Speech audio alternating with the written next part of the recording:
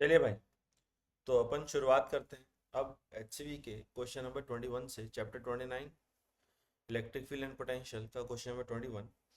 इसे हमारे पास क्या है, दो चार्ज पार्टिकल्स हैं, दोनों पे चार्ज दिया हुआ है और वो दोनों एक 1 मीटर लेंथ की रस्सी से बंधे हुए हैं। मतलब हमारे पास दो चार्जेस हैं और वो 1 मीटर लेंथ की स्ट्रिंग से अटैच हैं और उनको टेबल पे रख दिया गया है, स्मूथ टेबल पर। तो बताइए टेंशन कितना होगा।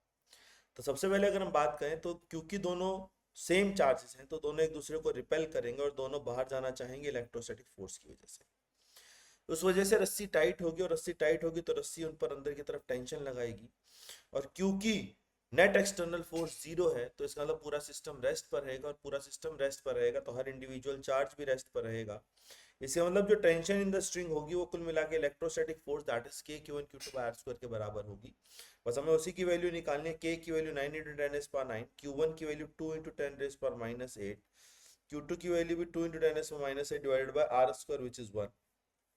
ये मेरे पास आ गया 36 इंटू 10 की पावर माइनस 7, जिसको आप चाहे तो 3.6 इंटू 10 रेज पर माइनस 6 न्यूटन भी लिख सकते हैं। तो this is the tension produced in the string, जो कि बहुत कम है। तो टेंशन इज 3.6 इंटू 10 रेज पर माइनस 6 न्यूटन। ठीक है भाई। चलिए 22nd क्वेश्चन पर आते हैं। Two identical balls each having charge, दो बॉल्स हैं जिन पे दोनों पे चार्ज दिया हुआ है, दोनों पे मास दिया हुआ है। उनको एक कॉमन पॉइंट से सस्पेंड किया गया है by using a string of length 50 centimetre. मतलब उनको एक ही कॉमन पॉइंट से हैंग कराया गया है और उस रस्सी की लेंथ आपको दे रखी है 50 सेंटीमीटर। तो दो मासेस, दो चार्जेस, उनको 50 सेंटीमीटर की रस्सी से हैंग कराया गया है। ठीक है। सेम चार्ज होने की वजह से वो दोनों एक दूसरे से दूर होंगे। The balls are held at a separation of 5 centimetre apart and then release. इनके बीच का जो सेपरेशन है वो अभी 5 सेंटीमीटर है और यहाँ से छोड़ दिया गया। यहाँ पर कहीं भी नहीं बोला कि सिस्टम इक्विलिब्रियम में है, लेकिन ये बोला है कि सिस्टम को 5 सेंटीमीटर से छोड़ दिया गया। तो हो सकता है सिस्टम मूव करे, हो सकता है ये बॉल्स दूर जाएं और हो सकता है ये बॉल्स पास आए। डिपेंड करता है, देखना पड़ेगा। Find the electric force on one of the charged balls. Electric force बताइए। तो ए पार्ट तो बहुत आसान है, ए पार्ट तो फोर्स निकालना है k q one q two by are square. तो electric force is k which is 9 into 10 is power 9, Q1 which is 2 into 10 की power minus 7, Q2 is also 2 into 10 raised power minus 7 divided by R square. R square is 5 into 5 into 10 की power minus 4 centimetre में है, इसलिए उसको convert कर लिया metre में। 9 4 13 तो आ जाएगा 36 अपॉन 250। 36 अपॉन अगर हम 250 करते हैं तो ये आ जाएगा 144/1000 विच इज 0.144। तो जो फोर्स लगेगा वो 0.144 लगेगा, that is 0.144 Newton, which is correct answer 0.144। अब अगर हम 1.144 न्यूटन की बात करें तो इस पे वो 0.144 न्यूटन बाहर की तरफ लगेगा, विच इज इलेक्ट्रोस्टैटिक फोर्स। इसके अलावा इस पर एक नीचे की तरफ mg लगेगा और वो mg की वैल्यू, मास क्योंकि 100 ग्राम है तो mg की अगर वैल्यू निकालू तो 1 न्यूटन नीचे की तरफ आ जाएगा, 1 न्यूटन। ठीक है, mg लिख लो 1 न्यूटन। और हमसे पूछा गया the component of resultant force on it along and perpendicular to the string. अब हम जानते हैं कि इस पर एक और फोर्स लगेगा, ऊपर की तरफ टेंशन, ऊपर की तरफ टेंशन। अगर हम इस केस में बात करें तो अगर हम बॉडी को छोड़ेंगे तो हमें सबसे पहले तो ये समझना पड़ेगा कि कंपोनेंट जो है वो हमें टेंशन के अलोंग और टेंशन के परपेंडिकुलर करना पड़ेगा। क्योंकि जो बॉल है वो परपेंडिकुलर डायरेक्शन में मोशन रखने की चाहत रखेगा। अगर ऊपर का फोर्स ज्यादा होगा तो ऊपर जाएगा, नीचे का फोर्स ज्यादा होगा तो नीचे जाएगा। मतलब बॉल का जो मोशन होगा वो परपेंडिकुलर डायरेक्शन में होगा। रस्सी के अलॉन्ग वो नहीं जा पाएगा बिकॉज mg और fe को बैलेंस करने के लिए वहां पर टेंशन है। और वही हमारे सी या डी पार्ट में कहीं ना कहीं टेंशन पूछा भी है। तो अगर मैं resultant force along the string पूछूंगा तो अलोंग द स्ट्रिंग तो रिजल्टेंट फोर्स हो जाएगा zero, because tension will balance out electrostatic force and gravity का कंपोनेंट। तो टेंशन का अलोंग का फोर्स हो गया जीरो। ये जो आंसर भी है। अब हमें परपेंडिकुलर डायरेक्शन में फोर्स निकालना है। परपेंडिकुलर डायरेक्शन में फोर्स निकालने के लिए हमें डिस्टेंस डिस्टेंस देखना पड़ेगा। मैंने कहा मान लो ये एंगल अगर थीटा है, अगर ये एंगल थीटा है तो ये एंगल भी थीटा होगा, तो ये एंगल भी थीटा होगा। mg का लॉन्ग कंपोनेंट आएगा mg साइन थीटा और fe का ऊपर की तरफ कंपोनेंट आएगा fe cos थीटा। fe और mg का नीचे की तरफ कंपोनेंट आएगा mg cos theta plus F E sine theta. अगर हम परपेंडिकुलर डायरेक्शन में बात करें तो परपेंडिकुलर डायरेक्शन में नेट फोर्स आ रहा है, परपेंडिकुलर डायरेक्शन में नेट फोर्स आ रहा है m g sine theta minus F E cos theta. ये परपेंडिकुलर डायरेक्शन का फोर्स आ रहा है। बस हमें साइन थीटा कॉस थीटा देखना पड़ेगा। अब साइन थीटा कॉस थीटा कैसे देखें, उसके लिए हमें ये साइड दे रखी है 50 सेंटीमीटर, रस्सी की जो लेंथ है वो 50 सेंटीमीटर है, और ये जो साइड आ जाएगी ये 5/2 आ जाएगी। 5/2 क्योंकि टोटल डिस्टेंस 5 है तो आधा 5/2। अगर हम साइन थीटा यहाँ से कैलकुलेट करें तो साइन थीटा की value 5/2 upon 50, 5/2 upon 50 which is 1/20, जो कि ये रिप्रेजेंट कर रहा है कि साइन थीटा बहुत ही छोटा है, 1/20 है भाई। मेरे हिसाब से यहाँ तो कोई दिक्कत नहीं होगी।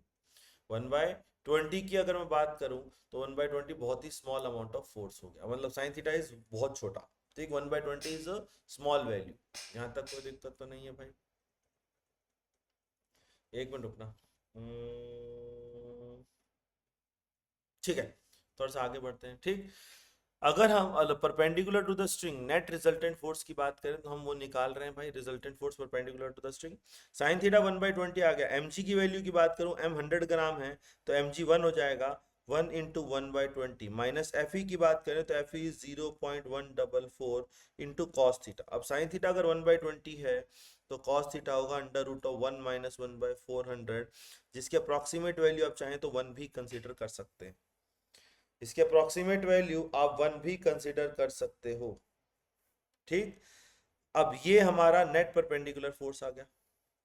इस नेट परपेंडिकुलर फोर्स की अगर मैं वैल्यू निकालता हूं तो अप्रॉक्सीमेटली आती है -0.94, -0.94 न्यूटन के आसपास, ठीक। अच्छा, जी की वैल्यू 9.8 लेनी है शायद, तो जी की वैल्यू अगर 9.8 लेंगे तो m g sine theta will not this, m g sine theta कुछ और आ जाएगा।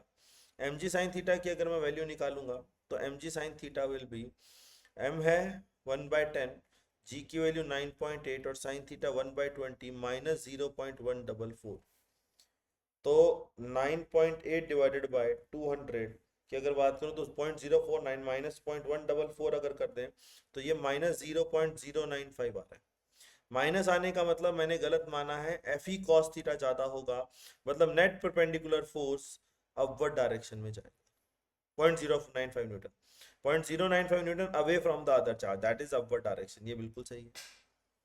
हमारा फोर्स नेगेटिव आ गया, मैंने एम जी साइन थीटा को बड़ा माना था, लेकिन क्योंकि नेगेटिव आ गया इसका मतलब एफ ई कॉस थीटा बड़ा है, इसका मतलब वो away from the charge particle. तो बी ऑप्शन, ये ऑप्शन का सेकंड पार्ट भी हमारा सही हो जाता है।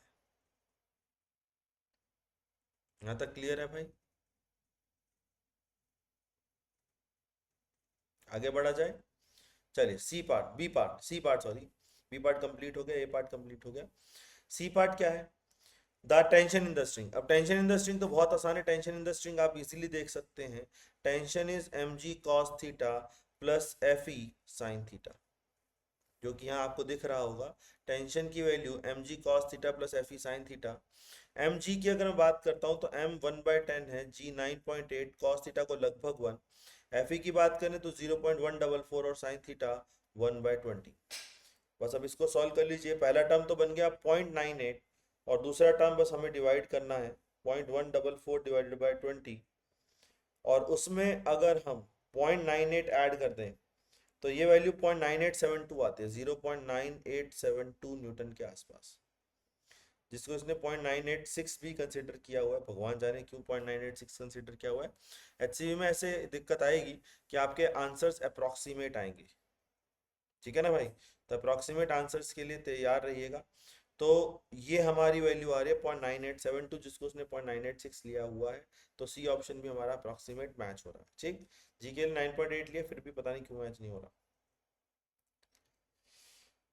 चलिए आगे बढ़ते हैं। नेक्स्ट क्या है हमारे पास? नेक्स्ट है the acceleration of one of the balls. अब एक्सेलरेशन निकालना है तो एक्सेलरेशन परपेंडिकुलर कंपोनेंट के कारण आएगा, तो एक्सेलरेशन होगा perpendicular component upon mass. Perpendicular है 0.095 अपॉन मास है 0.1, ये वैल्यू आ रही है 0.95 मीटर पर सेकंड स्क्वायर।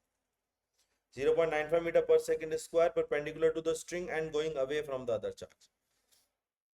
जो एक्सेलरेशन होगी वो परपेंडिकुलर डायरेक्शन में होगी और दूसरे चार्ज से अवे होगी।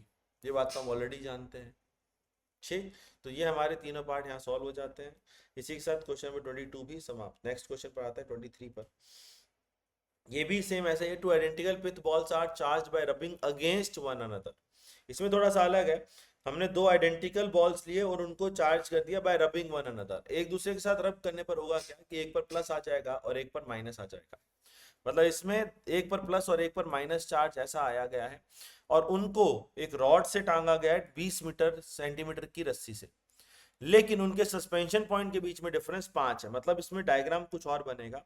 इसमें डायग्राम कुछ ऐसा है कि आपने दीवार ली, इनके दो पॉइंट ऑफ सस्पेंशन है, मतलब जो पार्टिकल्स टांगे गए हैं वो 5 सेंटीमीटर दूर टांगे गए हैं और इक्विलिब्रियम में उनके बीच का सेपरेशन 3 सेंटीमीटर है। मतलब चार्ज पार्टिकल्स को जब हमने हैंग कराया तो बिकॉज ऑफ अट्रैक्शन वो एक दूसरे के पास आ गए। जब वो एक दूसरे के पास आए तो उनके बीच का जो सेपरेशन है वो 3 सेंटीमीटर रह गया। ये प्लस क्यू, ये minus Q. Find the mass of each the ball and tension in the string. Mass बताना है और टेंशन बताना है। चार्ज दिया हुआ है 2 × 10⁻⁸। क्यू की वैल्यू आपको दे रखी है 2 × 10⁻⁸। तो अगर मान लीजिए मैं यहां से परपेंडिकुलर और यहां से परपेंडिकुलर डाल देता हूं सबसे पहले तो ये लेंथ 1 सेंटीमीटर आ जाएगी।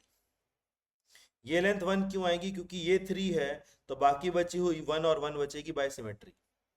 रस्सी की लेंथ आपको दे रखी है 20 सेंटीमीटर, रस्सी की लेंथ आपको 20 सेंटीमीटर दे रखी है।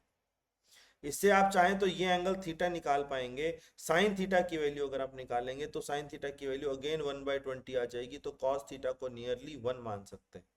कॉस थीटा को नियरली 1 ले सकते हैं। ठीक, तो इस पर अगर मैं एनालिसिस करूं, इसका एफबीडी बनाऊं, तो ऊपर की तरफ लगेगा टेंशन, नीचे की तरफ mg और हॉरिजॉन्टल में एक इलेक्ट्रोस्टैटिक फोर्स। बाय सिमेट्री हम बोल सकते हैं t cos थीटा mg को बैलेंस करेगा और t sin theta electrostatic force को बैलेंस करेगा। That is t sin theta will be equal to electrostatic force. बस आप t sin थीटा को इलेक्ट्रोस्टैटिक फोर्स से बराबर कर दीजिए, वहां से t आ जाएगा। t sin theta 1/20 equal to electrostatic force. Electrostatic force होता है k q1 q2। q1 q2 की बात करें तो सेम होने की वजह से Q1 into Q2 divided by R square, और R 3 सेंटीमीटर है, 3 सेंटीमीटर का स्क्वायर तो 9 × 10⁻⁴। T/20 की वैल्यू 9 से 9 कैंसिल हो गया। ये मेरे पास आ रहा है 4 × 10⁻⁴, 9 4 13, 13 में से 16 गया -3। यहाँ से T की वैल्यू आ रही है 8 × 10⁻, टेंशन कितना आ रहा है भाई? 8 × 10⁻⁻²। टेंशन की वैल्यू 8 × 10⁻² आ रही है। इन्होंने कितनी दे रखी है? इन्होंने दे रखी है 8.2 × 10⁻²। आंसर हमारे में तो 8 आ रहा भाई। स्ट्रिंग्स ऑफ लेंथ 20, तो ये 20 हो गया, ये 1 हो गया। नहीं भाई सही है, इनकी कैलकुलेशन में कुछ मिस्टेक है, तो आंसर इज 8 × 10⁻²। ठीक है ना भाई, कहीं 8.2 नहीं आ रहा, 8 ही आएगा एग्जैक्ट। तो 8 × 10⁻² इज द करेक्ट आंसर। ठीक, चलिए थोड़ा सा आगे बढ़ते हैं। मास की बात करते हैं तो हमने t cos थीटा बराबर mg लिया हुआ है।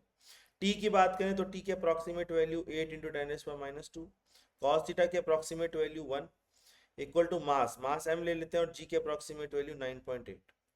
यहाँ से अगर मैं m की वैल्यू निकालता हूँ तो अच्छा मैं समझ गया इन्होंने पहले m निकाला होगा। 8/9.8 अगर मैं करता हूँ तो ये वैल्यू 8/9.8 अगर हम करते हैं तो ये 0.82 आती है। बिल्कुल सही है, 0.82 × 10⁻², that is 8.2 ग्राम। मैं समझ गया इन्होंने क्या गलती की है। इन्होंने एक्चुअली में पहले मास निकाला है और फिर उस मास से इन्होंने Fe निकाला है, मतलब टेंशन निकाला है। इन्होंने पहले टेंशन निकाल करके मास नहीं निकाला, इन्होंने मास निकाल करके टेंशन निकाला है। इन्होंने उल्टा किया, मतलब इन्होंने क्या कहा, इन्होंने tan थीटा निकाला। मैं समझ गया इनकी गलती क्या है। इन्होंने क्या किया, पहले tan थीटा निकाला, ठीक है। इन्होंने बॉल का एफबीडी बनाया, इधर की तरफ टेंशन लगा, इधर की तरफ Fe लगा, इधर की तरफ mg।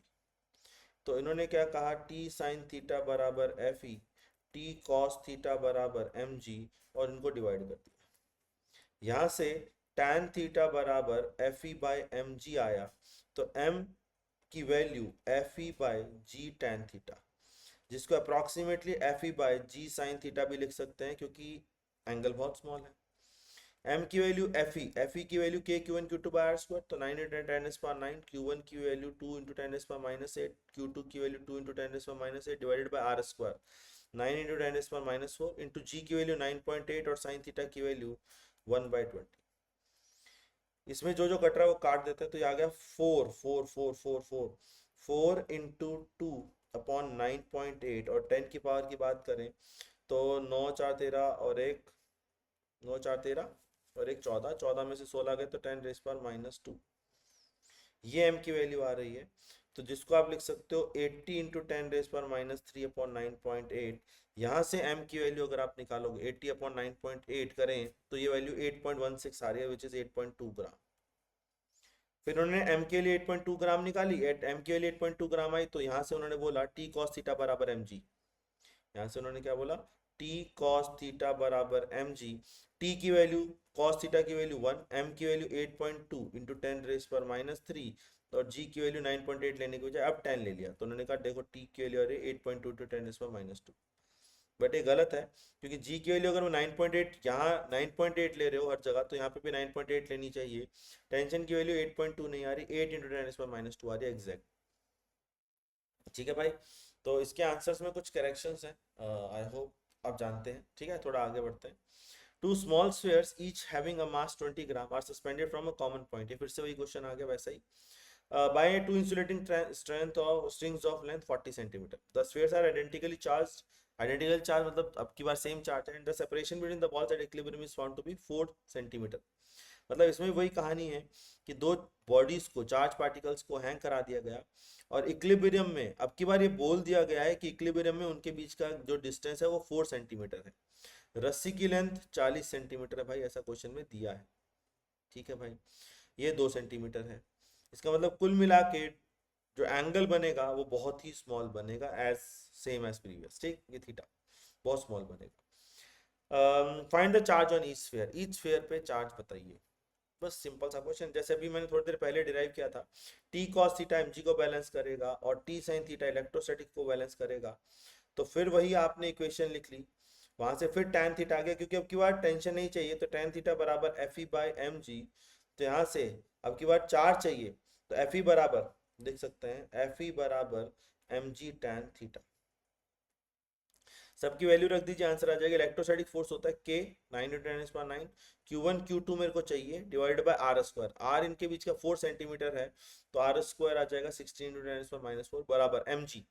एम की बात करें तो 20 ग्राम, जी की बात करें 9.8, और tan थीटा की बात करें तो यहाँ पर साइन थीटा की वैल्यू 2/40 दैट इज 1/20, तो tan थीटा भी लगभग 1/20 होगा। 20 से 20 गए, यहाँ से हमारे क्यू स्क्वायर की वैल्यू आ रही है 16 इंटू 9.8 इंटू 10⁻⁻4 अपॉन 9 इंटू 10⁻12।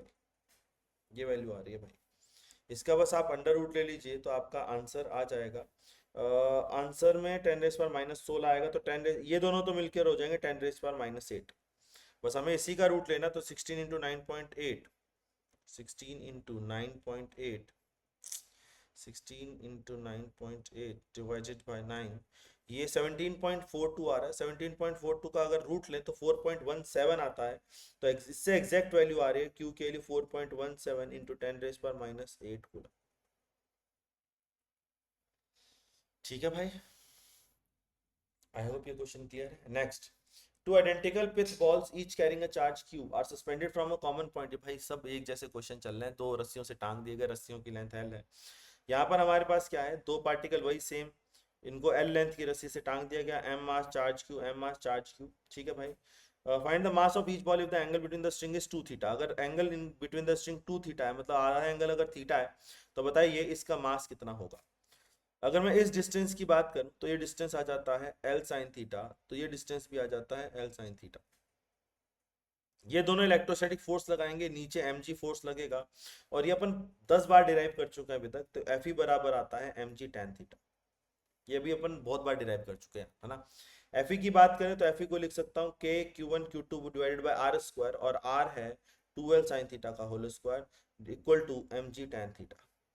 हमें शायद मास चाहिए तो मास को एक तरफ रखो, बाकी मसाले को एक तरफ ले जाओ। तो मास बराबर के Q square upon 4l² sine square theta into G tan theta. सभी वैल्यूज को गिवन फॉर्मेट में चेंज कर दीजिए तो m की वैल्यू आ जाएगी Q square upon Q square आ गया, टैन थीटा को ऊपर ले जाएंगे तो टैन थीटा ऊपर जाने पर बन जाएगा कॉट थीटा डिवाइडेड बाय, पहले हमने लिखा के को क्या लिखा 1/4 pi epsilon naught, 1/4 pi epsilon naught into 4 करें तो 16 pi epsilon naught into g into l square into sine square theta, g l square sine square theta. इसी के साथ सारी टर्म्स खत्म हो गई और इसको गिवन फॉर्मेट में हमने चेंज कर लिया, q square cot theta upon 16 pi epsilon naught g l square sine square theta. Simple सा क्वेश्चन है, इतनी देर से वही चल रहा था जो अभी तक हमने सॉल्व किया, वही एफ ई बराबर एम जी टैन थीटा वाली कहानी, और टैन थीटा को नियरली साइन थीटा, लेकिन आंसर थीटा के टर्म में था इसलिए थीटा के टर्म में हमने छोड़ दिया।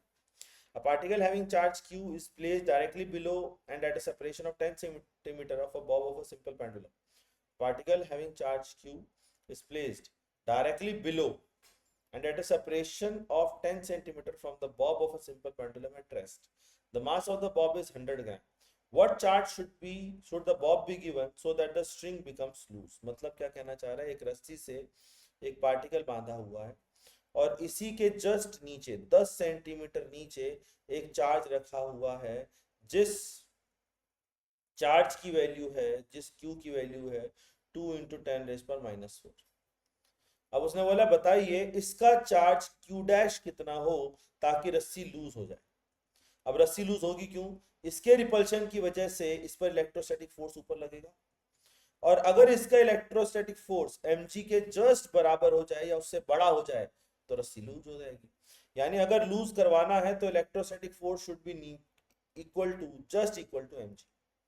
इलेक्ट्रोस्टैटिक फोर्स आप जानते हैं k q1 q2 bye r square होता है, तो k q1 की बात करें तो 2 × 10⁻⁴, q2 अननोन है divided by r square. r 10 centimetre है तो 10 सेंटीमीटर का square 100 × 10⁻⁴ equal to mg। m कितना है भाई इसका 100 ग्राम, तो 100 ग्राम डिवाइडेड बाय 1000 इंटू 9.8। यहाँ से क्यू डैश की वैल्यू अगर मैं निकालूं तो 10⁻⁴ 10⁻⁴ कैंसिल हो गया, और 1 2 3 1 2 3 कैंसिल हो गया, 9.8 into 10 upon 2 into 9 into 10⁻⁹। Answer 10⁻⁹ में है तो इसको लिख सकते हैं 98 अपॉन 18 इंटू 10⁻⁹, और 98 अपॉन 18 की वैल्यू अप्रॉक्सीमेटली 9 पॉइंट समथिंग जाएगी। 9.8 अपॉन 18 इज सॉरी 5.4, तो 5.44 इंटू 10⁻⁹, जो कि एग्जैक्ट आंसर 5.44 आ रहा है वैसे तो, इन्होंने 5.4 दिया हुआ तो ठीक है, इतना काम चलता है। तो 5.4 इंटू 10⁻⁹ कूलम। ठीक, चलिए तो next question. Two particles A and B having charge Q and 2Q respectively are placed on a smooth table with a separation D। ठीक है भाई, दो चार्जेस हैं Q और 2Q, इन दोनों को D सेपरेशन पर रखा हुआ है। ठीक, a third charge particle C is to be clamped on the table such that the particles A and B remains at rest। हमें क्या करना है, एक तीसरा पार्टिकल इस टेबल पर क्लैम्प करना है, फिक्स करना है, ताकि A और B दोनों इक्विलिब्रियम में रहें। What should be the charge on C and where it should be clamped? तीसरे वाले पर कितना चार्ज होना चाहिए और ये कहाँ क्लैम्प होना चाहिए। तो कुल मिला के ये इक्विलिब्रियम का क्वेश्चन हो गया है ना। इक्विलिब्रियम का क्वेश्चन मतलब ये दो चार्ज पार्टिकल को हमें इक्विलिब्रियम में करना है, Q और 2Q को, ये इनके बीच का डिस्टेंस D। सबसे पहले बात समझें तो हम चार्ज पार्टिकल को साइड्स में नहीं रख सकते, साइड का मतलब इधर या इधर नहीं रखा जा सकता, क्योंकि अगर इधर आप रखोगे तो Q और 2Q इक्विलिब्रियम में रह ही नहीं पाएंगे। अगर आपने यहाँ प्लस चार्ज रखा तो वो दोनों को रिपेल करेगा, कोई भी चार्ज इक्विलिब्रियम में नहीं रह पाएगा। ठीक, मतलब साइड वाला नहीं रह पाएगा। अगर यहाँ प्लस रखा तो ये वाला इक्विलिब्रियम में नहीं रह पाएगा क्योंकि दोनों मिलकर उसे रिपेल करेंगे। अगर माइनस रखा तो भी इक्विलिब्रियम में नहीं आएगा क्योंकि अट्रैक्शन होगा। अगर माइनस यहाँ रखें तो माइनस वाला अट्रैक्ट करेगा, प्लस वाला रिपेल करेगा, तो क्यू वाला इक्विलिब्रियम में, और मैं तो कोई भी नहीं रह पाएगा। तो हमें सबसे पहले तो ये दिमाग चलाना पड़ेगा कि जो इक्विलिब्रियम पॉइंट आएगा वो बीच में आएगा, इक्विलिब्रियम पॉइंट कहीं बीच में लेना पड़ेगा। और क्योंकि वो डिस्टेंस Q से दिया गया है तो अपन भी Q से ले लेते हैं, तो यहां से कुछ x डिस्टेंस पर आएगा। x डिस्टेंस पर मान लो मैंने एक चार्ज रख दिया कैपिटल Q, बचा हुआ डिस्टेंस D - x। समझ में आ गया? तो इसमें सबसे पहले तो हमें x निकालना पड़ेगा। x कैसे निकालना पड़ेगा? नेट फोर्स जीरो करके। x हमें नेट फोर्स जीरो करके निकालना पड़ेगा। ठीक, किस पर नेट फोर्स जीरो करके? एक बार स्मॉल क्यू पर और एक बार 2q पर। अगर मैं स्मॉल क्यू की बात करता हूं तो कैपिटल क्यू वाले का इस पर अट्रैक्टिव फोर्स लगना चाहिए।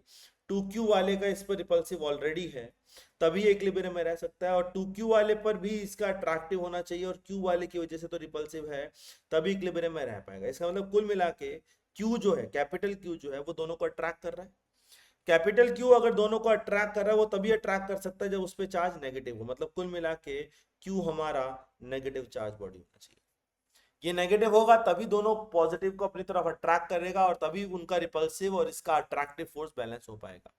तो क्यू का साइन नेगेटिव होना चाहिए, जो कि यहाँ लगाया भी हुआ है नेगेटिव। तो अब मैं ये नेगेटिव प्रूव नहीं करूंगा क्योंकि मैं नेगेटिव साइन ऑलरेडी प्रूव कर चुका हूं। तो अब मैं सिर्फ मैग्नीट्यूड निकालूंगा, और मैग्नीट्यूड कैसे निकालूंगा? फोर्स को इक्वल करके। आप सिर्फ फोर्स के मैग्नीट्यूड को इक्वल करके काम चला सकते हो।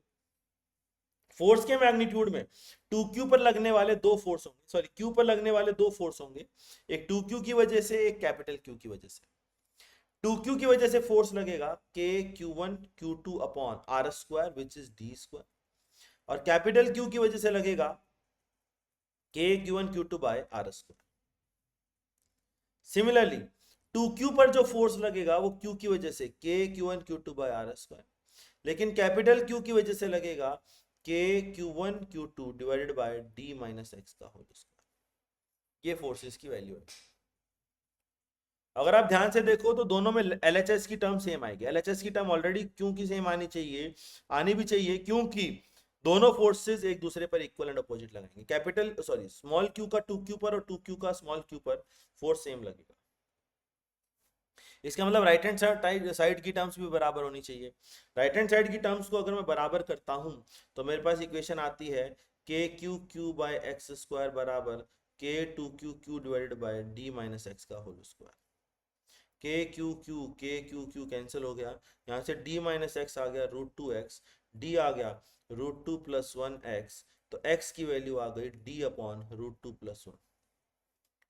ये x की वैल्यू d अपॉन √2 प्लस 1 आई, जो हमारी d अपॉन √2 प्लस 1, लेकिन ये ऑप्शन से मैच नहीं खाएगी, तो इसको √2 माइनस 1 √2 माइनस 1 से मल्टीप्लाई डिवाइड करना पड़ेगा, फैक्टराइज कराना पड़ेगा, तो इसकी value d times of √2 minus 1 भी आ जाएगी। तो हमारा आंसर आ गया d times of √2 minus 1 from q, distance पर, एट अ डिस्टेंस ऑफ। बस अब अगर x पता लग गया तो कैपिटल Q की वैल्यू भी आ जाएगी इक्वेशन नंबर 1 से, k q1 q2 divided by d square equal to k q1 q2 divided by x square, और एक्स स्क्वायर को लिख सकते हैं d स्क्वायर इंटू √2 माइनस 1 का whole square, d square into √2 minus 1 का होल स्क्वायर। इसको थोड़ा सा सिंप्लीफाई कर लें, डी स्क्वायर कैंसिल, के क्यू कैंसिल, यहाँ से कैपिटल Q की वैल्यू आ रही है √2 माइनस 1 का होल स्क्वायर इंटू 2q। बस ब्रैकेट ओपन कर दीजिए तो ये अंदर आ जाएगा 2 प्लस 1 3 माइनस 2 √2, 3 माइनस 2 √2 का डबल कर दें तो 6 माइनस 4 √2q, और एक माइनस कुछ से लगा देना क्योंकि मैं ऑलरेडी प्रूफ कर चुका हूँ क्यू नेगेटिव है, तो 6 माइनस 4 √2q, चेक कर, 6 माइनस 4 √2q। तो हमारा मैग्नीट्यूड और डिस्टेंस दोनों मैच हो गए हैं भाई। तो इसमें हमें सबसे पहले तो समझना पड़ेगा क्यू को कहाँ रखना है, कैपिटल क्यू को कहाँ रखना है, और कैपिटल क्यू का साइन क्या है। अगर ये क्लियर हो जाता है तो उसके बाद क्वेश्चन आसान है। ठीक, चलिए। Two identical charged balls are fastened to the two ends of a spring of spring constant 100 and natural length 10. The system rests on a smooth horizontal table with the charge given. Find the extension in the length of the spring. Assume that the extension is small as compared to the natural length. Justify this assumption after you solve the problem. इसमें हमसे बोला गया है जो spring में elongation आया है ना वो बहुत कम है। Assume that the extension is small as compared to the natural length. ऐसा इसलिए माना गया है ताकि आप चार्जेस के बीच में फोर्स 10 सेंटीमीटर ले लीजिए। अब चार्जेस के बीच का डिस्टेंस 10 होगा क्या, देखो जब तुम दो चार्ज को नेचुरल लेंथ पर बांधोगे, नेचुरल लेंथ मान लो L0 है, तो जब ये एक दूसरे को रिपेल करेंगे और एक दूसरे को रिपेल करके मान लीजिए इक्विलिब्रियम में आएंगे, लेट से ये x0 डिस्टेंस बाहर गए, तो इनके बीच का एक्चुअल डिस्टेंस तो L0 प्लस x0 होगा, जहां पर बाहर की तरफ लगने वाला इलेक्ट्रोस्टैटिक फोर्स स्प्रिंग फोर्स को बैलेंस करेगा kx0। लेकिन वो खुद चाह रहा है कि नेचुरल लेंथ ज्यादा है और एलोंगेशन कम है, तो तुम एलोंगेशन को नेग्लेक्ट करो और उस एलोंगेशन को नेचुरल लेंथ के रिस्पेक्ट में आप नेग्लेक्ट कर दीजिए, ताकि आप इलेक्ट्रोस्टैटिक फोर्स को इजीली लिख सके। तो आप इजीली लिख सकते हो that k x naught is equal to electrostatic force. लेकिन जब आप इलेक्ट्रोस्टैटिक फोर्स लो तो आप उनके बीच का जो गैप है वो सिर्फ 10 सेंटीमीटर ही लो। ठीक है भाई। Q1 की बात करते हैं। Q1 की वैल्यू 2 इंटू टेन रेस्ट पर माइनस एट, Q2 की वैल्यू 2 इंटू टेन रेस्ट पर minus eight divided by are square, और आर स्क्वायर 10 सेंटीमीटर का स्क्वायर हो जाएगा ये। समझ में आ गया। 100 100 100 10 की पावर 4 कैंसिल हो गया। यहाँ से एक्स नॉट की वैल्यू आ रही है 2 दूनी 4 9 36, 3.6 इंटू 10 की पावर 8 8 16 और 10 गया तो -6 मीटर। अब आप खुद देख रहे हो ये वैल्यू ऑफ कोर्स बहुत छोटी आ रही है। अगर लेट से इसको सॉल्व करने पर एक्स नॉट की वैल्यू बड़ी आ जाती है, लेट से अगर इसको सॉल्व करने पर एक्स नॉट हमारा अच्छा खासा 2 सेंटीमीटर 3 सेंटीमीटर 4 सेंटीमीटर कुछ आ जाता है, तो बहुत कम आ रहा है सेंटीमीटर में भी। तो अगर वो 3-4 सेंटीमीटर आ जाता तो हमारा एजम्पशन काम नहीं करता। लेकिन उसने बाद में लिखा भी ना, justify this assumption after you solve the problem. तो हमने सॉल्व करके देखा तो हाँ, हमारा एक्स बहुत कम आ भी रहा है। तो हम इसीलिए पहले उसको नेग्लेक्ट कर पा रहे थे क्योंकि x ऑटोमेटिकली बहुत कम था। अगर x को नेग्लेक्ट करने के बाद आपका आंसर बड़ा आ जाता तो इसका मतलब वो x फिर नेग्लेक्ट नहीं होता, फिर हमें दोबारा से सॉल्व करना पड़ता नया डिस्टेंस लेकर के l प्लस एक्स। क्या बात समझ में आ गई।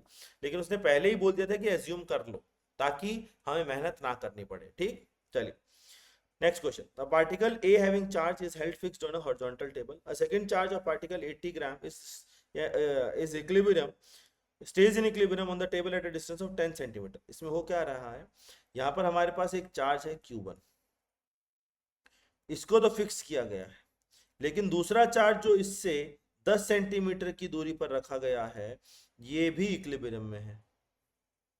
यहाँ पर कोफिशिएंट ऑफ फ्रिक्शन है 0.2। अगर ये इक्विलिब्रियम में है तो चार्ज की रेंज बताइए कितनी होगी। सबसे पहले Q2 को अगर मैक्सिमम चार्ज लें, मैक्सिमम, तो ये एक दूसरे को रिपेल करेंगे, ये एक दूसरे को रिपेल करेंगे और इस पर लगने वाला फ्रिक्शन उस इंस्टेंट पर मैक्सिमम होगा। क्योंकि मैंने Q2 को मैक्सिमम लिया है तो फ्रिक्शन भी मैक्सिमम लगेगा, और मैक्सिमम फ्रिक्शन होता है म्यू mg। यानी इस इंस्टेंट पर इलेक्ट्रोस्टैटिक फोर्स को बैलेंस कर रहा है फ्रिक्शन। तो फ्रिक्शन की वैल्यू म्यू mg को लिख सकता हूँ 0.2, मास की वैल्यू 80 ग्राम है तो 80/1000, जी की वैल्यू 9.8। और इस mg को, फ्रिक्शन को, नॉट mg को, इस फ्रिक्शन को बैलेंस कर रहा है इलेक्ट्रोस्टैटिक फोर्स। और इलेक्ट्रोस्टैटिक फोर्स होगा कि Q1 की वैल्यू तो हमें दे रखे 2 इंटू 10⁻⁻6, लेकिन Q2 अननोन है, डिवाइडेड बाय आर स्क्वायर, और आर स्क्वायर 10 सेंटीमीटर है तो 100 इंटू 10⁻⁻4। ये इससे चला गया, 100 से 2 0 चले गए। पहले वैल्यूज कंबाइन कर लेते हैं। तो Q2 की वैल्यू आ रही है 16 इंटू 9.8 अपॉन 9 इंटू 2 इंटू 10 की पावर। अगर मैं देखता हूँ तो पॉजिटिव पावर आ रही है 2, 2 इधर और 6 इधर, 8 8 8 8 8 8, लेकिन नेगेटिव आ रही है 9 4 13 3 16 16, 16 में से 8 का 10 की पावर -8। तो ये वैल्यू हमारे पास आ रही है 16 इंटू 9.8 डिवाइडेड बाई 18। ये वैल्यू 8.71 आ जाती है। तो Q2 की वैल्यू आ रही है 8.71 इंटू 10 की पावर -8 कूलम। Q2 की रेंज भी इसी के प्लस माइनस में हो जाएगी। इसी के प्लस माइनस में क्यों? क्योंकि अगर Q2 प्लस हो जाएगा तो वो फोर्स रिपल्सिव हो जाएगा और फ्रिक्शन अंदर लगेगा, और वही चार्ज अगर नेगेटिव हो जाएगा मैक्सिमम तो उस केस में फ्रिक्शन अब की बार बाहर लगने लगेगा, क्योंकि इलेक्ट्रोस्टैटिक फोर्स अब की बार अंदर लग रहा है। तो उतना ही चार्ज नेगेटिव में भी होना चाहिए।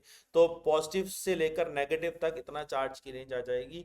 तो इसी में ही बस आगे प्लस माइनस लगा दीजिए, तो बिटवीन प्लस माइनस ये रेंज। ठीक है भाई, क्योंकि प्लस पर रिपल्सिव होगा, माइनस पर अट्रैक्टिव होगा, लेकिन मैग्नीट्यूड तो उतना ही आएगा भाई। Next question. A particle having a charge 2 into 10⁻⁻6 and a mass इतना is placed at the bottom of a smooth inclined plane। ठीक है यार, मतलब इसी के साथ खेल रहा है यार वो बार बार। एक स्मूथ इंक्लाइन प्लेन है 30 डिग्री का, और नीचे एक चार्ज आपको दिया गया है। ये क्या किया गया, ठीक है, bottom is placed at the bottom. Where should another particle be having same charge and mass? एक सेम चार्ज सेम मास का पार्टिकल है, बताइए उसको इंक्लाइन पर कहाँ रखें, कितने डिस्टेंस पर रखें, ये डिस्टेंस L कितना हो ताकि वो इक्विलिब्रियम में रहे। अब भाई इक्विलिब्रियम में कैसे रहेगा? एक्चुअली में नीचे फोर्स लगेगा mg साइन थीटा, जो किसे नीचे गिराने की कोशिश करेगा और उसको बैलेंस करेगा, इलेक्ट्रोस्टैटिक फोर्स। खत्म क्वेश्चन। यानी इलेक्ट्रोस्टैटिक फोर्स को इस केस में mg साइन थीटा के बराबर करना है। तो mg साइन थीटा, m की वैल्यू दे रखी है क्या?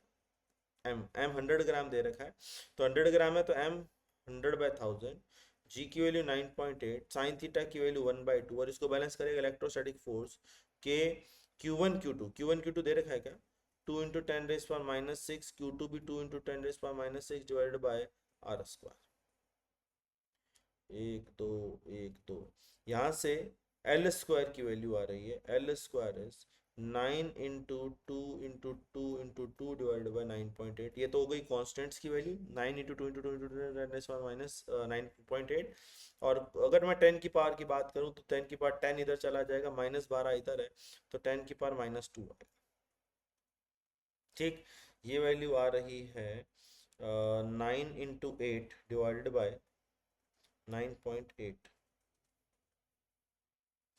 7.35, 7.35 इंटू 10 की पावर -2। ये एल स्क्वायर की वैल्यू ध्यान रखिएगा। इससे एल की वैल्यू अगर मैं निकालूंगा तो इसका रूट लेना पड़ेगा, और इसका रूट लेंगे तो 2.71 आ रहा है। 2.71 इंटू 10⁻⁻1 मीटर। सेंटीमीटर में चाहिए तो 100 से मल्टीप्लाई कर दीजिए, 100 से मल्टीप्लाई करेंगे तो 27.1 सेंटीमीटर आ रहा है। नीचे से 27.1, जिसको उन्होंने अप्रॉक्सीमेटली 27 ले रखा है, तो इतना अप्रोक्सीमेशन तो ठीक है, चलता है। 27 सेंटीमीटर फ्रॉम द बॉटम पर अगर चार्ज रख दिया जाए तो वो इक्विलिब्रियम पे रहेगा, उस पर electrostatic force mg sin theta को बैलेंस करेगा। चलिए, two particles A and B each having charge q are placed at a distance d apart। ठीक है भाई, where should a particle of charge q be placed on the perpendicular bisector of AB so that it experience a maximum force? देखो वैसे तो ये direct result होता है कि अगर हमारे पास q डिस्टेंस है, चार्ज है, और ये एक दूसरे से d डिस्टेंस पर है, हमसे पूछा जाता है कि बताओ परपेंडिकुलर बाइसेक्टर पर चार्ज कहाँ रखें ताकि उसमें मैक्सिमम फोर्स लगे। ये डिस्टेंस आ जाता है d/2 और ये डिस्टेंस भी आ जाता है d/2, क्योंकि टोटल डिस्टेंस d है। तो जहां पर चार्ज रखने पर फोर्स मैक्सिमम लगेगा उस x की वैल्यू आती है r/√2। अगर ये रेडियस r मान लिया जाए और ये रेडियस भी r मान लिया जाए तो मैक्सिमम इलेक्ट्रिक फील्ड आती है r/√2 पर, दैट इज d/2√2 पर, d/2। ये डायरेक्ट एंड रिजल्ट होता है। अगर आप इसको याद कर ले तो ज़्यादा बेटर है, वरना फिर हमें इसको सॉल्व करना पड़ेगा डिफरेंशिएट करके। कैसे? प्लस क्यू की वजह से, मान लीजिए डिस्टेंस आर है, प्लस क्यू की वजह से इस पर फोर्स लगेगा नीचे, इस पर फोर्स लगेगा ऊपर, सॉरी इनके दो कंपोनेंट कर लीजिए। अगर ये थीटा है, ये थीटा है, तो इन फोर्स के दो कंपोनेंट कर लीजिए, तो फोर्स के कंपोनेंट आ जाएंगे 2f cos थीटा, और फिर उसे डिफरेंशिएट करके 0 कर दीजिए, तो वहां से ये वैल्यू आ जाती है कि r/√2 पर फोर्स सबसे ज्यादा लगता है, इलेक्ट्रिक फील्ड सबसे ज्यादा होती है, फोर्स सबसे ज्यादा लगता है। ठीक, what is the magnitude of this maximum force? बस अब cos थीटा की x की वैल्यू आ गई, तो cos थीटा cos थीटा निकाल करके आप ये फोर्स भी लिख सकते हैं। कैसे? ये फोर्स की मैक्सिमम वैल्यू आप चाहें तो इलेक्ट्रिक फील्ड से लिख सकते हैं q इंटू ई, और E की वैल्यू होती है 2kqx upon under root of, sorry not under root of, r square plus x square की पावर 3/2। इस फॉर्मूले में अगर मैं सारी वैल्यू रख दूं तो हमें मैक्सिमम फोर्स मिल जाएगा। x की जगह बस d/2√2 रखना पड़ेगा, तो 2kq, x की वैल्यू मैंने रख दी d/2√2, d/2√2, ब्रैकेट में r square is d²/4 and x square is d²/8 का पावर 3/2। 2 से 2 कैंसिल हो गया, मैं लिख सकता हूँ k/q/d/√2। आंसर k के टर्म में क्या? नहीं, 4πε0 के टर्म में, बाद में रखेंगे। अंदर ब्रैकेट की बात करें तो d²/4 प्लस d²/8, 3d²/8 की पावर 3/2, तो 3d²/8 की पावर 3/2। ये फोर्स की वैल्यू आ रही है k/q/d/√2 इंटू 3 की पावर 3/2, 8/3 की पावर 3/2, 8/3 की पावर 3/2 इंटू डी क्यूब। एक डी क्यूब कैंसिल हो गया, तो फोर्स की वैल्यू आ रही है 8/3 की पावर 3/2 k/q/d अपॉन √2d²। सारी वैल्यू को अगर मैं रख देता हूँ, ये सारी वैल्यूज को निकाल लीजिए। ये सारी वैल्यूज को अगर आप सिंप्लीफाई करें तो 8/3 की पावर 3/2, तो 8/3 सबसे पहले तो होता है 2.66, 2.66, 2.66 की पावर 1.5, 4.33, अपॉन रूट टू 1.414 होता है, ये वैल्यू 3.07 के आसपास आ रही है, इसने 3.08 लिया है, कोई ना, तो 3.08 के q Q upon D square, और ये हमारा एग्जैक्ट आंसर मैच हो गया। के की जगह 4 पाई एप्सिलॉन नॉट लिख दीजिएगा 1 अपॉन, तो 3.08 के q Q upon D square, force भी मैच है, डिस्टेंस भी, ठीक। तो इसमें एक चीज का यूज मैंने उठाया है कि हमें डायरेक्ट एंड रिजल्ट पता हो कि मैक्सिमम फोर्स होता है r/√2 पर, r/√2 पर मैक्सिमम फोर्स आता है, ठीक। चलिए next question. Two particles A and B each having charge Q are held fixed by separation D, ठीक है। A particle C having mass and charge Q is kept at the middle of the line charge if it is displaced through a distance x perpendicular to the AB. What is the electric force experienced by it? ठीक है भाई, कोई ये अभी तो मैंने question बताया था वही है कि हमारे पास एक कैपिटल Q चार्ज है, इनके बीच का डिस्टेंस D है, तो आधा डिस्टेंस G/2, आधा डिस्टेंस G/2। यहाँ से हमने क्या किया, सेंटर पर एक चार्ज रखा हुआ है प्लस Q, इसको हमने थोड़ा सा बाहर डिस्प्लेस किया, लेट से x डिस्टेंस, तो बताइए इस पे कितना फोर्स लगेगा। तो मैंने भी थोड़ी देर पहले इस पे फोर्स लिखना ही सिखाया है। किसी भी चार्ज पार्टिकल पर फोर्स होता है QE, और E होता है 2kqx upon r square plus x square की पावर 3/2। बस आपको r इसमें d/2 रखना है, आपका आंसर आ जाएगा। तो फोर्स इज 2kqx, x की जगह आपने क्या रख दिया, d/2, सॉरी एक्स ही रखेंगे, upon √x² plus are square की जगह d²/4 की पावर 3/2, यही है क्या, 2kqqx। अच्छा, k को 4 पाई एप्सिलॉन नॉट रख देंगे तो 2 पाई एप्सिलॉन नॉट बन जाएगा qqqx upon x² plus d²/4 की पावर 3/2। अपना एग्जैक्ट आंसर मैच हो रहा है पहले क्वेश्चन का, पहले पार्ट का हमारा आंसर मैच हो गया भाई। यहाँ तक मेरे हिसाब से किसी को कोई प्रॉब्लम नहीं है। चलिए आगे बढ़ते हैं। B part, assuming x is much less than d, ठीक है, assuming that x बहुत छोटा है, so that this force is proportional to x। अगर x बहुत छोटा है d से, d/2 से, तो x अगर बहुत छोटा है तो इस x को हम नेग्लेक्ट कर सकते हैं, क्योंकि ये बहुत छोटा है, d के रिस्पेक्ट में हम इसको नेग्लेक्ट कर सकते हैं। तो हमारा फोर्स नियरली आ गया 2kqqx अपॉन d²/4 की पावर 3/2, यानी d/2 का होल स्क्वायर, तो d/2 का होल क्यूब बन जाएगा d³/8। यहाँ से हमारा नेट फोर्स आ रहा है 16kqqx अपॉन dq। ये हमारा आप चेक करिए, force proportional to x prove हो गया, और उसने भी वही force proportional to x prove करने का बोला है, तो ए और बी पार्ट दोनों हो गए। Under what conditions with the particle C execute simple harmonic motion if it is released after such a small displacement. ये एक ही कंडीशन में एसएचएम करेगा अगर ये चार्ज माइनस q, अगर Q चार्ज अपोजिट साइन का हुआ, Q अपोजिट साइन का होगा तो ही एसएचएम करेगा, वरना नहीं, क्योंकि अगर दोनों सेम साइन के हुए तो ये उसको रिपेल करेंगे और बाहर भगा देंगे। लेकिन अगर ये अपोजिट साइन का हुआ तो दोनों मिलके इसे अट्रैक्ट करेंगे, और दोनों मिलके अगर इसे अट्रैक्ट करेंगे तो ही ये वापस आएगा, और ये वापस आएगा तभी एसएचएम परफॉर्म करेगा। यानी कंडीशन ये होनी चाहिए, अंडर व्हाट कंडीशन, कंडीशन का मतलब ये होना चाहिए that Q should be opposite to Q, Q और Q एक दूसरे के अपोजिट होने चाहिए, Q should be opposite to Q। Opposite to Q का मतलब ये है कि कैपिटल Q के अपोजिट साइन का होना चाहिए। उस केस का टाइम पीरियड बताइए। अब टाइम पीरियड का फॉर्मूला तो सीधा सीधा होता है 2π√m/k, जहां k में k यूज होता है, ये वाला k, F equal to kx। ये kx यूज होगा तो 2π√m/k अगर कर दे तो 16kqq अपॉन dq। ये हमारा टाइम पीरियड आ गया 2π√m d³ अपॉन 16kqq। आप चाहो तो एप्सिलॉन नॉट के टर्म में भी लिख सकते हो, तो टाइम पीरियड का फॉर्मूला आ जाता है 2π√, k को लिखा 4π∈0, तो m d³ π∈0 अपॉन 4 से 4 कैंसिल हो गया तो 4q। ये सारी 2π को भी अंदर ले जाओ, 2π को अंदर ले जाओ तो 4π² बन जाएगा, 4 से 4 कट जाएगा, m d³ π³ upon q3, m d³ π³ upon q3 power half. C option अपना सही है। कुल मिला के मैनिपुलेशन करना है बस। अब आपको मैंने आपको टाइम पीरियड बता दिया, उसका मैनिपुलेशन आप करते जाइए, उसके टर्म्स में जो आंसर गिवन है उसके टर्म्स में मैनिपुलेशन करना है। Next question, repeat the previous problem with the particle C is displaced through distance x along line A. मतलब इसमें जो पार्टिकल है वो along the line joining particle displace किया गया, मतलब जो चार्ज रखा गया है वो अब की बार सेंटर पर रखा गया, वो बात ठीक है, लेकिन इसको x इधर डिस्प्लेस किया गया। अगर चार्ज पार्टिकल को x इधर डिस्प्लेस करेंगे, मतलब सेंट्रल मेन पोजीशन से x इधर डिस्प्लेस करेंगे, तो अब ये पॉजिटिव चार्ज होना चाहिए।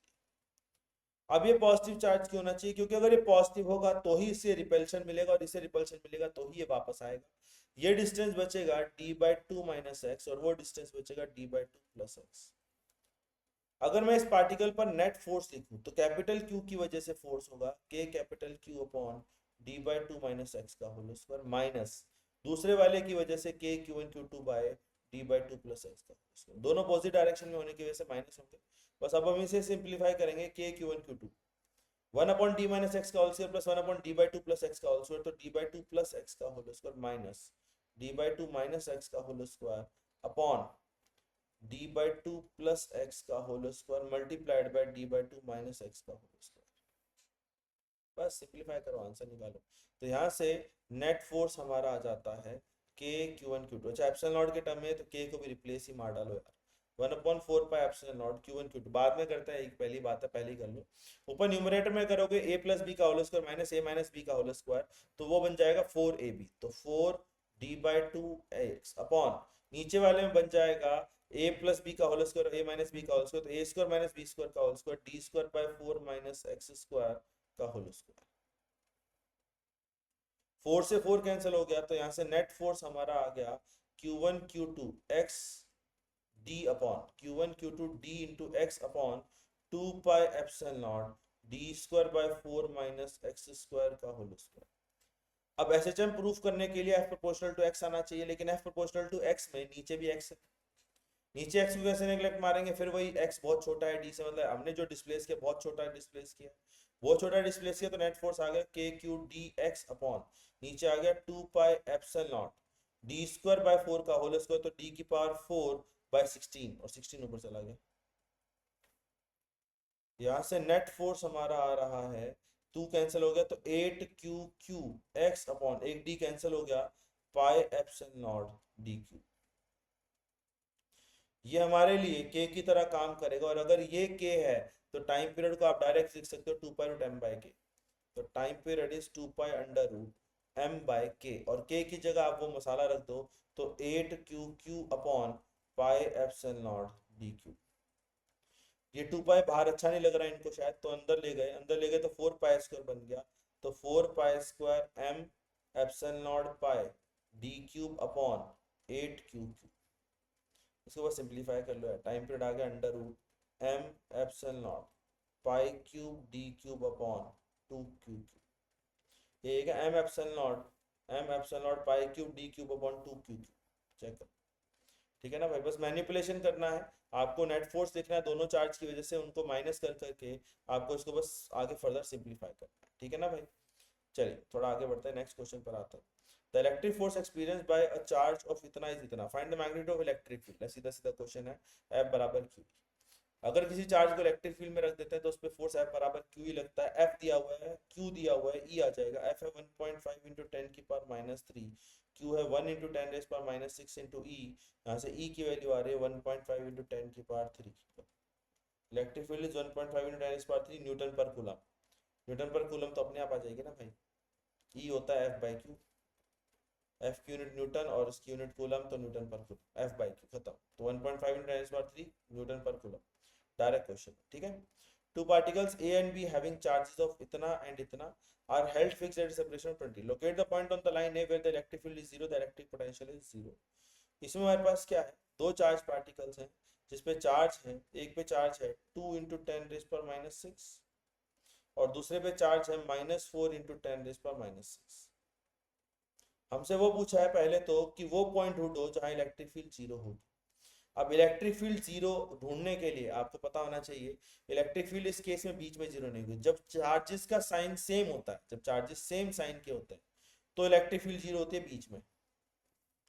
लेकिन अगर चार्जेस अपोजिट साइन के होते हैं तो इलेक्ट्रिक फील्ड आउटर रीजन में 0 होती है, और आउटर रीजन में भी वो वाला रीजन जो छोटे चार्ज के पास है। तो छोटा चार्ज अगर ये है तो इलेक्ट्रिक फील्ड इसके पास 0 होगी। ये पॉइंट होगा जहां इलेक्ट्रिक फील्ड 0 होगी, जिसका 2 से डिस्टेंस ले लेते हैं x सेंटीमीटर। अगर इलेक्ट्रिक फील्ड जीरो है तो दोनों के इलेक्ट्रिक फील्ड बराबर होनी चाहिए, 2 की इलेक्ट्रिक फील्ड और -4 की इलेक्ट्रिक फील्ड बराबर होनी चाहिए इन मैग्नीट्यूड, तभी वहां इलेक्ट्रिक फील्ड जीरो हो सकती है। 2 के कारण इलेक्ट्रिक फील्ड और 4 के कारण electric field equal and opposite आनी चाहिए, तभी वो एक दूसरे को कैंसिल आउट कर सकती है। तो बस आप इलेक्ट्रिक फील्ड जीरो कर दीजिए, ये ए है ये बी है। इलेक्ट्रिक फील्ड ए की वजह से लिखूंगा तो मैं लिखूंगा के क्यू बाय आर स्क्वायर, तो k into 2 × 10⁻⁶ divided by r square. दूसरे की वजह से लिखूंगा के क्यू बाय आर स्क्वायर, तो के क्यू, ध्यान रखना क्यू का आप सिर्फ मैग्नीट्यूड लिखना है क्योंकि डायरेक्शन हम ऑलरेडी लिख चुके हैं 20 + x का होल स्क्वायर। डायरेक्शन जब आप ऑलरेडी डिसाइड कर चुके हो तो आप सिर्फ मैग्नीट्यूड लिखोगे, के tan x/-6 के tan x/-6। यहाँ से बोल सकता हूँ दैट 20 + x का whole square equal to 2x square, तो 20 + x equal to √2x, x की value 20 upon √2 - 1, that is 20 upon 0.414 जिसकी वैल्यू 48.3 सेंटीमीटर आ जाती है एग्जैक्ट। वैसे तो 48.31 आ रही है लेकिन ठीक है, 48.3 सेंटीमीटर फ्रॉम ए। तो x की value 48.3 centimetre from A, that is from positive charge x, और आंसर भी यही है 48.3 फ्रॉम ए। बी पार्ट की अगर मैं बात करता हूँ, बी पार्ट जहां पोटेंशियल जीरो हो, तो ध्यान रखिएगा पोटेंशियल एक जगह जीरो नहीं होता, पोटेंशियल दो जगह जीरो होता है। पोटेंशियल जो होता है वो दो जगह जीरो होता है, एपोलिनियस सर्कल बनता है, एक सर्कल बनता है जो इस लाइन को दो जगह काटता है। एपोलिनियस सर्कल के लिए आपको पढ़ना पड़ेगा, एक पॉइंट इधर लेना पड़ता है x जहां का पोटेंशियल जीरो हो, x कुछ नया ले लो y, और एक पॉइंट इधर लेना पड़ता है z जो कि जहां का पोटेंशियल जीरो। ये अगर z है तो ये 20 - z बचेगा। दो पॉइंट आएंगे, ठीक है ना भाई, एक y आएगा एक z आएगा। y पर पोटेंशियल को जीरो करें तो q की वजह से पोटेंशियल होता है के क्यू बाय आर, तो के क्यू डिवाइडेड बाय आर, और 4 वाले की वजह से पोटेंशियल लिखूं तो के क्यू डिवाइडेड बाय आर, और आर है y + 20। ध्यान रखने वाली बात कि पोटेंशियल लिखने के लिए अब हम सिर्फ मैग्नीट्यूड ले रहे हैं क्योंकि हमने पोटेंशियल जीरो बोला है, तो जीरो तभी हो पाएगा जब दोनों का मैग्नीट्यूड बराबर होगा। 2 वाले से डिस्टेंस y है, 4 वाले से डिस्टेंस 20 + y है, तो इसलिए हमने ऐसे ऐसे इक्वेशन लिखी। k से k कैंसिल हो गया, यहां से इक्वेशन बन रही है y + 20 = 2y, y = 20 सेंटीमीटर। मतलब पहला जो पॉइंट है वो 20 सेंटीमीटर है a से 20 centimetre a along B A, opposite B A की डायरेक्शन में बाहर की तरफ।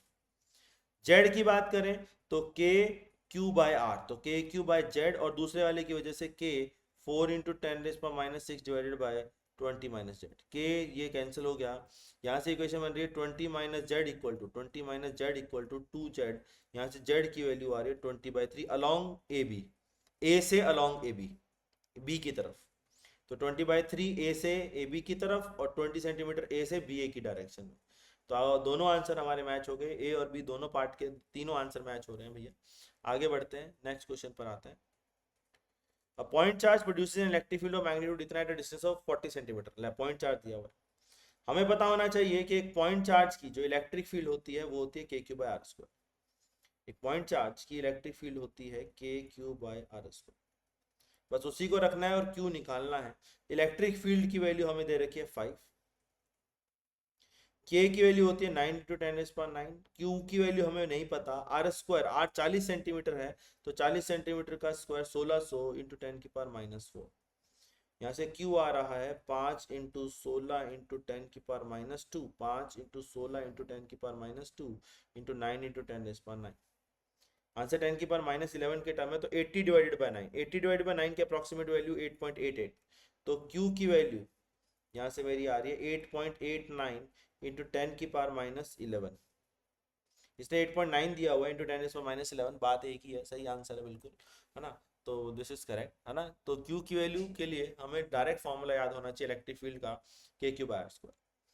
A particle of mass 10 milligram having a charge, एक पार्टिकल है जिसका मास दिया हुआ और एक चार्ज दिया हुआ, और ये बोला है कि stage suspended in a room. Suspended का मतलब है हवा में टंगना, हवा में सस्पेंड होना। अब यहाँ पर कहीं स्ट्रिंग नहीं लिखी हुई है कि ये स्ट्रिंग से सस्पेंड किया गया, इसका मतलब ये हवा में, दैट इज विदाउट किसी सपोर्ट ये एयर में सस्पेंड है। अब एक डाउट आता है कि m मास q चार्ज विदाउट किसी सपोर्ट एयर में कैसे रह सकता है, mg की वजह से तो नीचे गिर जाएगा। तो कहीं ना कहीं शायद कोई इलेक्ट्रिक फील्ड रही होगी जिस वजह से इस पे फोर्स लगा होगा QE, और उस QE ने mg को बैलेंस किया होगा। सर आपको कैसे पता? आगे लिखा भी है, what is the magnitude of electric field, what is its direction. क्योंकि ये प्लस चार्ज है तो इलेक्ट्रिक फील्ड ऊपर की तरफ ही होनी चाहिए ताकि फोर्स ऊपर लगे।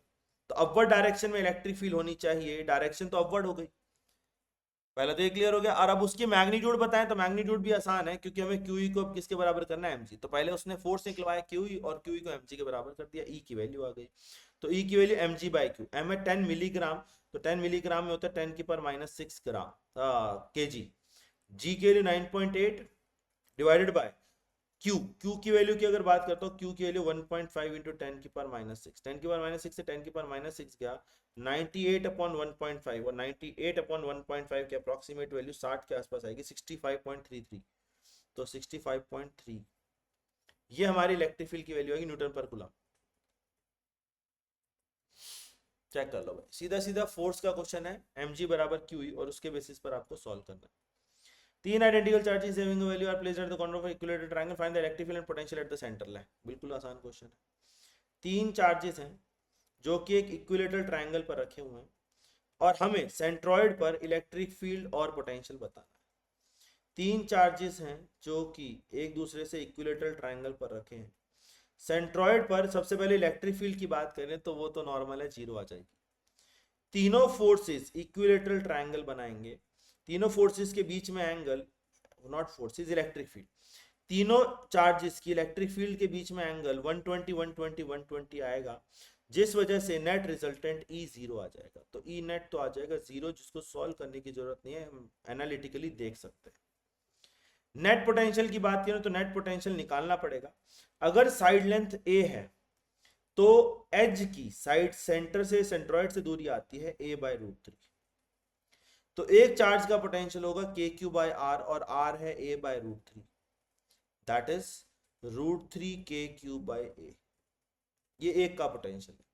ऐसे तीन चार्ज है तो मल्टीप्लाई बाय 3 आपको करना पड़ेगा, तो मल्टीप्लाइड बाय 3, तो नेट पोटेंशियल आ गया 3 √3 की वैल्यू 1.732, के की वैल्यू 9 इंटू 10⁻⁹, क्यू की वैल्यू क्या है भाई 1 इंटू 10⁻⁸ डिवाइडेड बाय ए की वैल्यू कितनी है 20 सेंटीमीटर, तो 20 सेंटीमीटर है तो 20 इंटू 10⁻²। यहाँ से v की वैल्यू आ रही है 10 ऊपर बच गया, ये 5 बचा, तो 3 इंटू 1.732 इंटू 9 इंटू 5 इंटू 10 ये बचा। इसको सॉल्व कर लीजिए, इससे v आएगा 3 इंटू 1.732 इंटू 9 इंटू 5, ये लगभग 233 के आसपास आ रहा है। 233 इंटू 10, इसको आप लिख सकते हैं 2.33 इंटू 10 की पावर 1 2 3 2.3 इंटू 10⁻³ वोल्ट के आसपास। ऐसे 2.33 आएगा, लेकिन ठीक है 2.3 इंटू 10⁻³ वोल्ट, ये हमारा पोटेंशियल, यहाँ का पोटेंशियल आ गया। ठीक,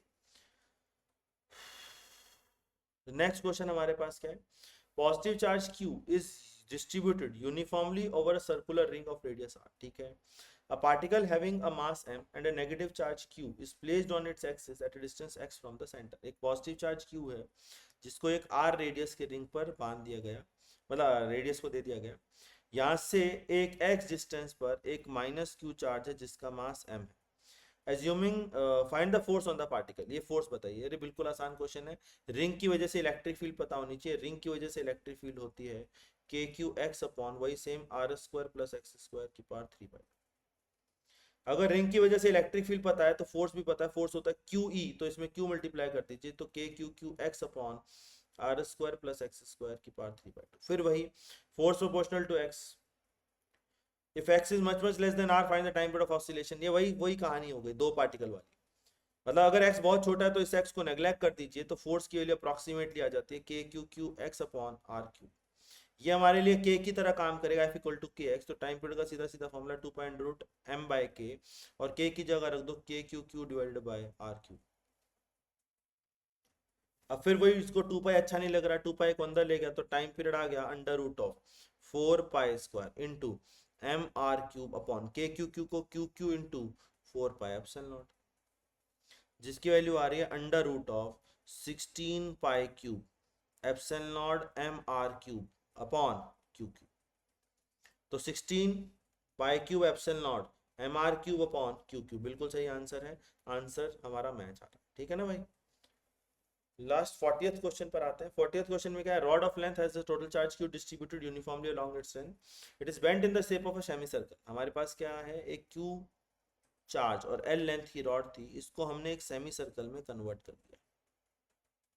सबसे पहले जब हम इसे सेमी सर्कल में कन्वर्ट करेंगे, हमें रॉड की लेंथ पता है, रॉड की लेंथ कितनी थी, एल। हम इसको कन्वर्ट कर लेते हैं रेडियस के टर्म में, रेडियस आर। अगर मैं आधे सेमी सर्कल लेंथ की बात करूं तो आधे सेमी सर्कल की लेंथ होगी पाई आर, और पाई आर की वैल्यू क्वेश्चन में दे रखी है एल, यानी रेडियस कुल मिला के मेरा कितना हो गया, L by pi. Radius L by pi इसलिए निकाल रहा हूं ताकि मेरे लिए मैग्नीट्यूड निकालना आसान हो। अब एक रिंग की एक खास बात होती है, एक रिंग की वजह से जो सेंटर पर इलेक्ट्रिक फील्ड आएगी उसका फॉर्मूला होता है, सेमी सर्कुलर रिंग की वजह से 2k lambda by r. Semi circular ring की वजह से होता है 2k लैम्डा बाय आर। बस इसमें हमें वैल्यू रखनी है और हमें इलेक्ट्रिक फील्ड की वैल्यू मिल जाएगी E equal to epsilon naught के टर्म में, तो सारी वैल्यूज भी हमें एप्सिलॉन नॉट के टर्म में रखनी पड़ेगी। 2k की जगह 4 पाई एप्सिलॉन नॉट 2k। लैम्डा होता है चार्ज पर यूनिट लेंथ, तो Q by l divide by r, और आर मेरा है L बाय पाई। पाई ऊपर चला जाएगा, पाई से पाई कैंसिल हो गया, 2 से 2 कैंसिल हो गया, तो इलेक्ट्रिक फील्ड आ गया Q by 2 epsilon naught L square.